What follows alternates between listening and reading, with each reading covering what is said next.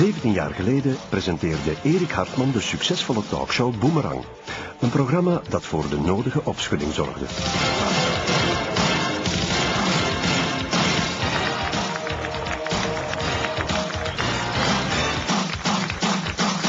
Marijke was 18 toen een dokter tijdens een routineoperatie haar ruggenmerg onherroepelijk beschadigde. Valère werd het slachtoffer van een verstrooide assistent. U bent bij Boomerang en vandaag zullen we het hebben over medische blunders.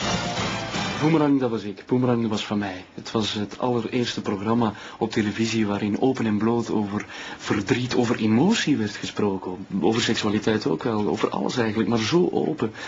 Het was een programma dat controversies teweegbracht. Het was een live programma.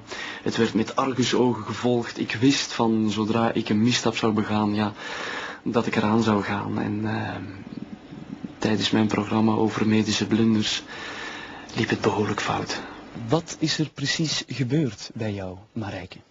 Ik ben opgenomen voor een goedaardig spel. Ik ben geopereerd en mijn ruggenmerg is geraakt. Sorry. We komen zo dadelijk bij jou terug. Valère, jij ging naar het ziekenhuis voor een eenvoudige behandeling. Ja, wat was dat precies?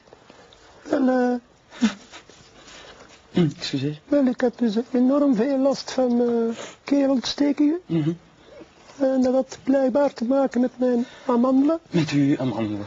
En mijn dokter heeft me dus aangeraden om een operatie te laten gebeuren. En met dit als gevolg. Valère was mismeesterd aan zijn stembanden.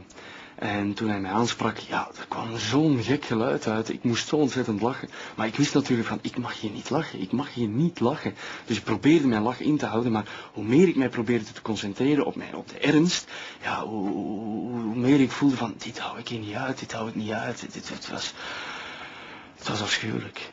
Marijke, jij had een normaal leven daarvoor. En toen plots kom je uit narcose en dan merk je dat het leven niet meer hetzelfde zal zijn. Hoe reageer je daar dan op? Ja, eerst met heel veel ongeloof. Ongeloof is eigenlijk het juiste woord. Excuseer. Wat dan? Ongeloof is eigenlijk het juiste woord wat Marijke hier hanteert.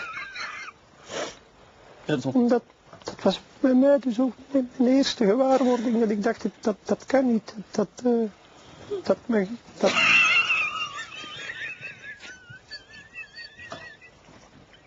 Excuseer,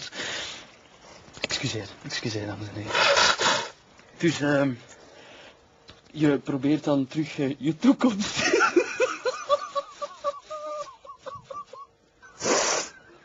Ik begrijp echt niet wat er hier aan het gebeuren is. Excuseer. Valère, sorry, echt sorry. Excuseer, dames en heren.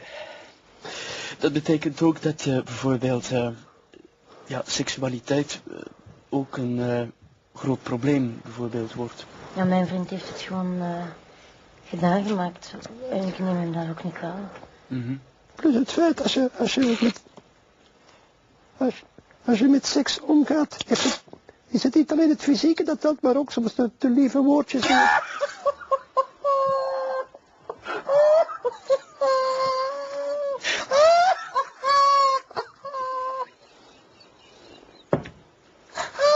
Ja, ik vind dus dat dit echt niet kan hoor. Ik bedoel, maar nee, maar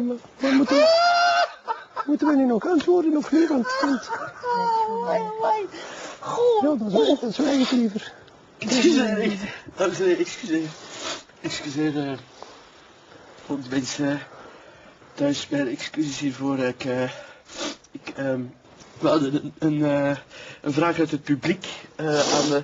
Ja, meneer, je had een opmerking, Ik heb hetzelfde. Ik ben eigenlijk bij een vrij eenvoudige ingreep ook gekwetst geraakt aan de stemband. Maar... Ik vind dus dat dit niet kan horen dat gebeuren is. Ik vind het vrij ergerlijk, meneer, er gedurende een half uur. Dit kan voor mij uitgelachen te absoluut worden niet. vlak in het gezicht van plein publiek. Even dan. Ja, dan. Ja, dat is ook goed. Dat zal niet gebeuren. Dit moet me niet aanraken. Het was een complot. Men wou mij gewoon weg. Er waren genoeg indicaties voor. Normaal gezien kan ik mijn programma altijd rustig voorbereiden met de praatgasten. Die avond kon Valère er zogezegd niet op tijd zijn. Plots stond de voltallige BRT-directie daar binnen.